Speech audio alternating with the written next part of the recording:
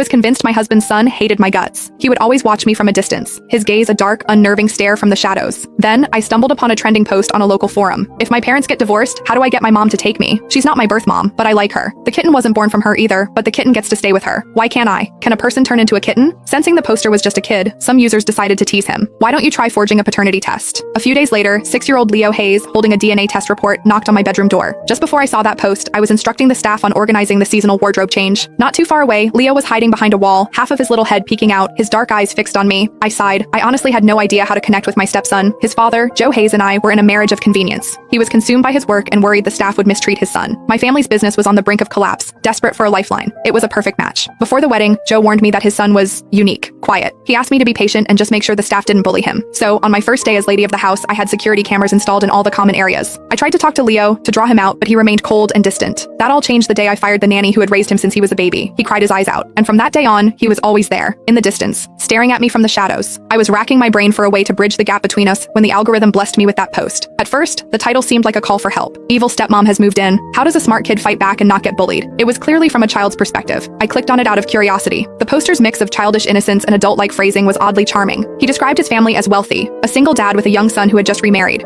But the more I read, the more a strange feeling crept over me. The details were uncannily similar to my own situation with Leo. The only difference was the poster's reaction. Take the nanny incident, for example. The poster wrote, "Battle report. That woman fired the nanny who's taken care of me my whole life." I cried. The comments exploded. WTF, I thought this was a joke post, but this is a real evil stepmom. It's only been a few days and she already got rid of his childhood nanny. Dude, slow down. But a lifelong nanny? This kid is definitely rich. The new wife is probably a gold digger. She'll have her own kid, push this one out, and turn him into a useless brat to secure the inheritance. Poster, you're in danger. I've got a whole library of novels about evil stepmom schemes. Want me to send you some for research? Poor baby, you must be so heartbroken right now. The poster replied, "I'm not heartbroken. I cried because I was so happy. That horrible nanny is finally gone. She never let me dress myself. She even insisted on spoon feeding me, going on about how I was a precious little prince born to be pampered. Before that woman arrived, the nanny kept bad-mouthing her and telling me how much better her own niece was, how she'd be a much better fit to take care of me. It was so annoying. I told her to stop, but she never listened, so I gave up. I'm so glad that woman got rid of her." Someone asked why he didn't just tell his dad. The poster, "Dad is really busy. I don't want to be a burden. I have to be considerate." Reading that, my heart ached a little. The other users were flooded with sympathy. Then, one user commented, "This sounds a bit off. Is it possible the stepmom saw what was happening and fired the nanny to help you? So the stepmom is actually a good person? Let's not get ahead of ourselves. It could have been a villainous plot that backfired and accidentally did some good." The poster, "I don't know if she's a good person. She makes me dress and feed myself now. She doesn't even care that I'm a picky eater. My old nanny would always force me to eat my celery. Today she just watched me pick it out and didn't say a word." A user replied, "You're too innocent, kid. This is probably a classic move to make you weak and dependent. I have an idea. A test to see if your stepmom is truly good. You seem smart and articulate for your age, so here's the plan. If